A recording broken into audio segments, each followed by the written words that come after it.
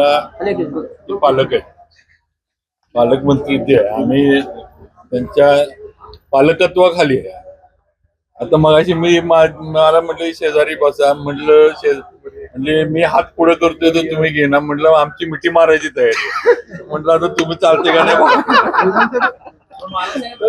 बोलावणं आलं, तुम्ही गेला नाही बैठकीला बोलवलं गेलं, पण तुम्ही काही त्या बैठकीला आला नाही, त्यामुळे थोडी नाराजी काल व्यक्त केली आहे त्यांनी. नाही असं नाही, मला त्यांनी थेट मला बोलवलं, मी कधी येत नाही असं होत नाही. ते वाया निरोप आल्यामुळे जरा घोटाळा झाला. या जिल्हा परिषदेला आता तुम्ही दोघं एकत्र असणार आहे का? आम्ही जिल्ह्याच्या विकासासाठी एकत्र आहे. आता पुढचे विषय पुढे, आता त्याच्यावर कधी चर्चा होणार आहे तुमची? ते आता त्यांनीच सांगायचं. त्यांनी तुमच्यावर सांगताय, तुम्ही कधी हे करा. आम्ही काय आपलं बघत बसलोय, त्यांनी सांगायचं.